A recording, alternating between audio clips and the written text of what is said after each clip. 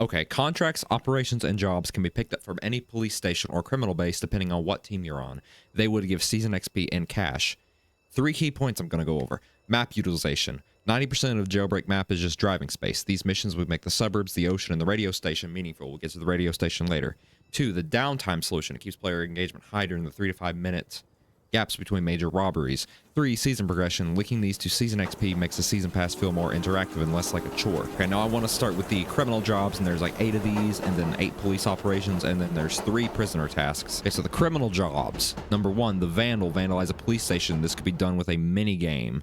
By minigame, I just mean like a little simple click the color minigame. You just do this with the mouse. I mean, Jailbreak's done like graffiti before. You just go to like one of the police stations, whatever police station it tells you to, and you vandalize, and you get paid like $1,500. Number 2, the mule. Pick up a briefcase of stolen goods from a criminal base and deliver it to a buyer somewhere on the map. Now, for this, you would go to, let's say, the criminal base that's like over there in the city. Then you take that briefcase somewhere like in the suburbs, basically anywhere else on the map that's away from there. Or maybe even somewhere nearby. Number 3 is grab that auto. That is a parody of GTA. Yes, it is. Steal a car. It's okay. It says steal a car with a helicopter. Okay, so you basically steal a car. You basically take a helicopter and you pick up a car that's like basically spawned in for the mission, and you pick it up with like the rope, and then you drive it, and then you drop it off in like the criminal base or whatever. Now keep in mind, these missions are all like picked up from like, let's say if you're doing a police mission, you pick it up from this computer, or a criminal base, you pick it up, I guess, from a computer there, or like maybe like there's a board there you can pick them up from, like a planning board. Number 4, it's about sending a message. Blow up an oil tank belonging to the CEO. Okay, now this one, I need to explain this one. This one, you would basically go to like an oil tank will spawn in the map somewhere like alongside of a road, let's say right, okay, I know a good spot for one to spawn. Let's go over this way. Just bear with me for like a second while I get over there. I mean, it could spawn anywhere, but one of the locations it could spawn would be over this way somewhere, by the gas station here, probably near the gas station. Not just because it's near the gas station, this is just a really good spot for it to spawn, because this is considered like the rural area of Jailbreak. It would spawn like right here, or it could spawn in the city too, or it's like in the desert over there, it could spawn there too. It'd spawn like right here, and you'd shoot it and blow it up, because the CEO owns that oil rig out there, and you blowing that up would basically send a message to him. Now I'm gonna park right over here, and I'm going to, okay, I'm not about to get clipped. If I get clipped, we'll just have to deal with it. All right, number 5, Freebird. Fly a plane over the ocean and drop a package onto the ship / boat. Okay, I'm actually in the perfect spot to show this off. Now you will not be grabbing the plane that's like spawns in here. The plane will probably spawn like, actually, yeah, well, it could spawn right here. Yeah, it'll be a specific plane for that mission, and you get inside of it and you drive and you fly, let's say, yeah, it'd probably need to spawn at the end of the runway. You fly it, say, over on this side of the map. Okay, actually, this right here would be a good spot. It could, the drop-off point could be at any part of the ocean. You drive it over here, and you press once you get over it, you press a button, and it would drop the cargo. It'd be like one of those GTA deliveries. Like, it could have multiple drops in it. It wouldn't even just be one. So you'd be dropping like something like contraband, drugs, something like that, you know, as in the Roblox universe, probably Bloxy Cola or something like that, because everyone knows that Bloxy Cola in the Roblox universe is crack cocaine. Okay, number 6, Marine Moo. Deliver a boat full of stolen goods to a ship / another boat. So basically, like a ship would spawn, let's say, right here, and you would get in a boat from the docks that are over at the city criminal base. Let me drive to it over here. Get it. Okay, now it's snowing, which is always fun. You would go right here. A boat would spawn like right here with cargo on it, and you take it and you drive it to like a boat or a ship or something like that. Now wait a minute. Now the Freebird, hold up, over the ocean. Okay, yeah, that could also be a land drop, but I didn't think of that. Infiltrating the airwaves. Okay, I like this one. Hack into the radio station to blast anti-police propaganda. This will be done with a mini game. As a bonus, you'd hear your own propaganda once you enter a vehicle. Okay, that's probably unlikely, but I put that mainly because I want to voice act for Roblox games. I figure that'd be a good place to start, and no one really offers voice acting roles. But anyway, the radio station I'm referring to is, let me drive to it. It is up behind this Jailbreak sign, so I will be there shortly. Right here, the radio station used to be where the museum is now, but now it's here, and it's just kind of been here. Like, it's like not been doing anything. 8, are you threatening me? Deliver a threatening package to the CEO's mansion, casino, prison, a police station, or a random house. the game would specify which place. That's usually how it is for most of these. The game would specify which place you need to go to. Now we're going to go over the police operations. Number 1, on patrol, stay on the road and drive through checkpoints. Now this one, you would basically have to stay on the road, and if you stay off the road for too long, you fail. So basically, like, you couldn't cut corners, you just have to stay on the road. I just did that for realism purposes because people like to drive off road a lot of times. But yeah, you basically have to stay on the road and go through these checkpoints. And you have to hit, like, I don't know, like 20 something. Oh shiz. Okay, I'm not going to bother with you right now because I'm trying to film a video and I do not need to get caught up in arresting, because I arrest one, I'll start going for more. And eventually you'd complete your patrol route. It'd basically be like a racing minigame, except there's like no timer. And you couldn't do something like that right there. Yeah, because that would have... You'd have, I guess you'd have like 5 seconds to get back on the road. Either that, or it might not be a checkpoint system. You might just have to drive on the road in a specific direction for a certain amount of time, and the timer resets when you go off road, or you just have to drive on the road and the timer resets if you go off the road, or you stop, or you turn around. You just have to go in a straight line on the road, basically.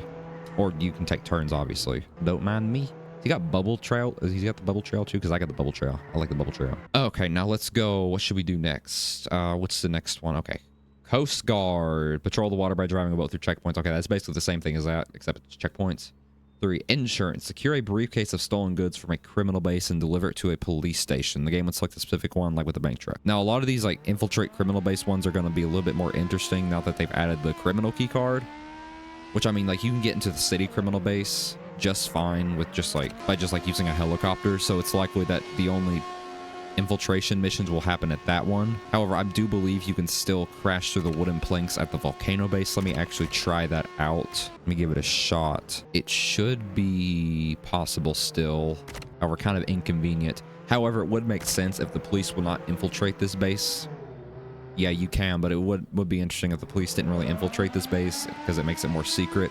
There'd be no infiltration missions here. But that's not up to me. That's up to the developers.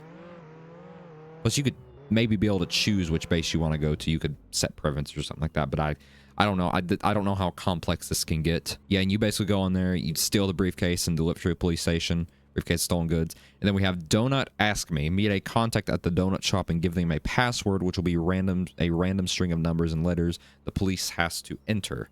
The player has to enter. It will come up with, like, I guess like a blue keyboard on the screen, and then you type it out. It'll show up like a little sheet of paper on your, like a little prompt on your screen, UI prompt, like a string of numbers and letters, or just a string of numbers, and you, like, basically give it to that contact, and that'd be like a, I don't know what the contact would be. I think I actually had some corrupt cop missions in here. I'm not too sure though.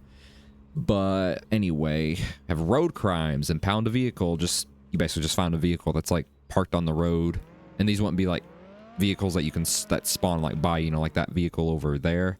These is a group of 3. I would arrest them if I wasn't mid-recording, but I'm mid-recording right now.